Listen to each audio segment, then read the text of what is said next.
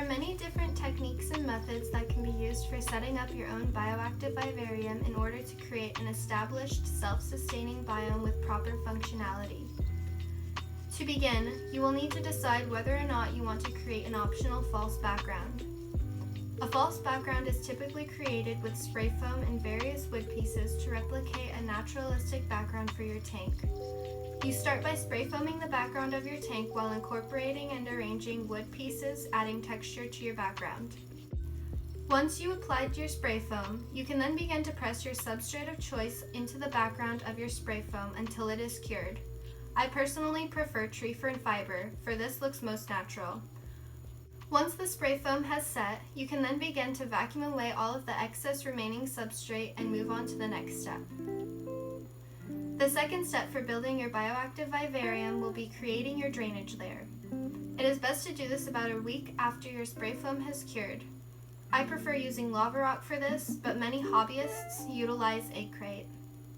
The goal is to create a 2 to 3 inch drainage layer for excess water flow. Simply fill the bottom of your tank with lava rock until this is achieved.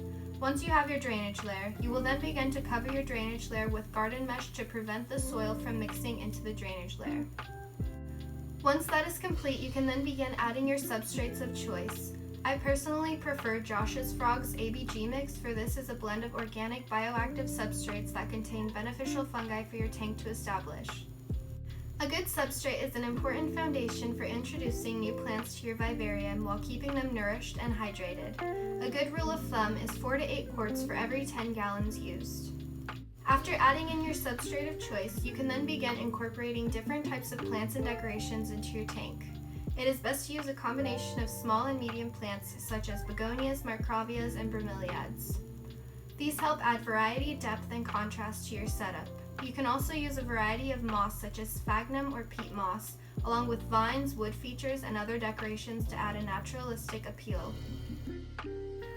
The next part in creating your bioactive vivarium is incorporating microfauna or detritivores into your mini biome. Commonly known as isopods and springtails, these established microfauna species are crucial for a successful, healthy, lasting vivarium. These species break down decaying matter and fungi while cycling nutrients back into the soil. They also help with substrate aeration by digging holes and tunnels throughout the substrate, helping the plants thrive. Without these small invertebrates, your vivarium will begin to decay due to microbial buildup in the soil. The final step in creating a healthy, lasting bioactive vivarium is adding your lighting to your tank. There are many types of lighting options within the hobby, but the lighting you choose will pertain to your plant's needs and care along with your animal's needs and care. If you plan on incorporating animals into your enclosure, I personally prefer using LED lighting strips with a timer. These are great for a beginning setup because they last longer, won't heat up, and are more efficient.